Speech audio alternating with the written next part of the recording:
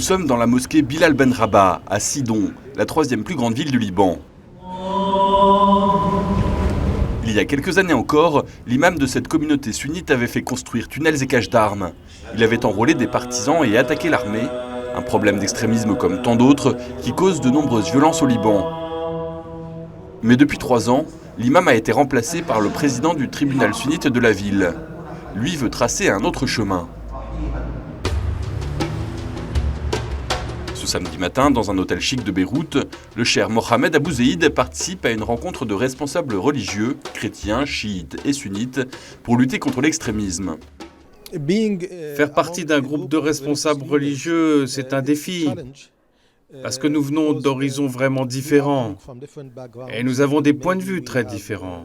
Mais dans ces rencontres, nous cherchons toujours ce que nous avons en commun pour faire que ces conceptions communes soient le point de départ dans nos relations. Cette rencontre est organisée par Adiane, une fondation interreligieuse qui lutte contre toute forme d'extrémisme politique ou religieux. Le doigt est pointé envers l'islam et les musulmans qui ont tout le temps à essayer de dire qu'ils se démarquent de ces actes violents qui sont perpétrés au nom de l'islam. Ce qui fait que le discours musulman devient un discours qui n'est pas productif. Il devient un discours apologétique, un discours défensif apologétique. Donc quand nous faisons une coalition interreligieuse pour contrer ensemble, c'est-à-dire nous disons d'emblée que nous tous, comme religion, nous sommes responsables parce que nos religions peuvent être interprétées d'une manière extrémiste. En travaillant notamment avec le cheikh Abou Zeid, qui est en contact avec les milieux conservateurs comme les salafistes et les frères musulmans, Adiane veut dialoguer avec des composantes variées du monde musulman. C'est non seulement possible de construire ensemble le pays avec les musulmans, mais je dirais que c'est nécessaire. C'est l'unique passage. Parce qu'autrement, on ne peut pas construire un pays tout seul, parce qu'on se crée des ennemis à l'intérieur même de notre propre société. Ce travail avec les responsables religieux porte des fruits. À Sidon, dans un camp de réfugiés syriens cette fois, nous rencontrons le cheikh Mohamed Rami Aloum.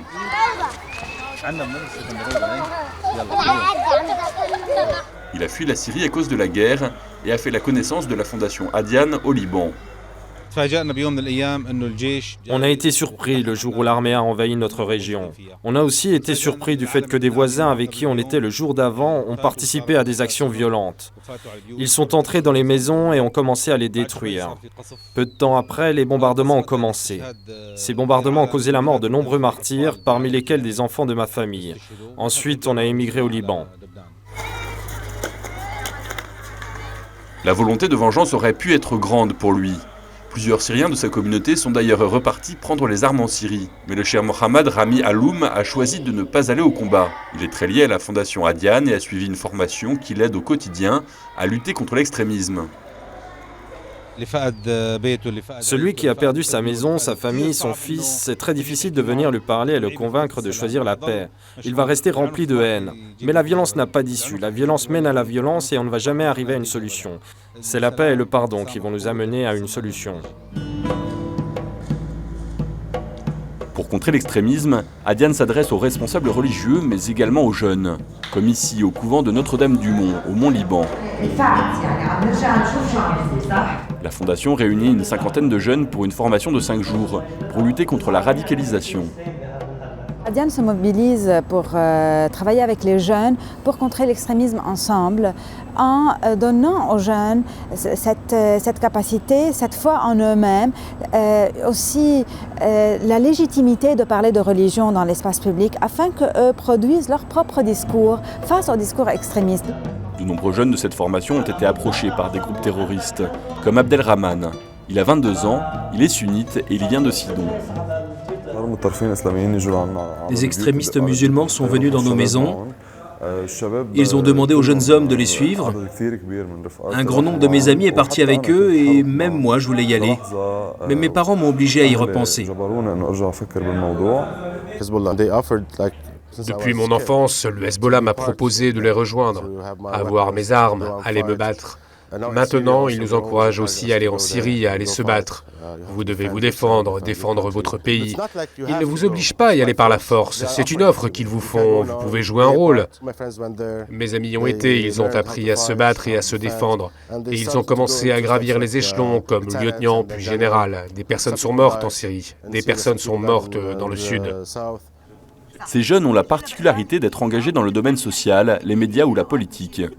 Ils ont été contactés par des associations partenaires de la Fondation Adiane pour participer à cette session. Une formation indispensable pour Abdelillah, jeune chiite du nord-est du Liban. Il y a un grand besoin de faire face à l'extrémisme. Et il faut qu'on s'entraide tous, parce qu'un danger nous guette tous. C'est l'extrémisme. La méthode de cette formation, permettre aux jeunes de développer leur esprit critique face à la radicalisation. Ils essayent par exemple de comprendre les facteurs qui mènent à l'extrémisme. Par exemple, les raisons qui poussent à l'extrémisme, la pauvreté, certaines cultures et traditions, des problèmes sociaux, la discrimination envers certaines personnes, l'identité, se sentir puissant quand on appartient à un groupe, des raisons religieuses, l'amour du pouvoir et de l'argent. Ces jeunes sont chiites, sunnites et chrétiens et viennent de différentes régions du Liban. Ils travaillent ensemble, réfléchissent ensemble et se détendent ensemble. Un symbole fort alors que la guerre décime leur communauté. La chose la plus importante, je ne l'avais jamais apprise avant, c'est de faire un pas en avant pour rencontrer les autres. Je ne dois pas seulement rester à ma place, je dois parler avec les autres.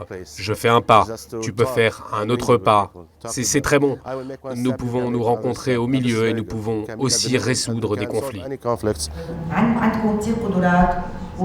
Vous avez beaucoup de capacités.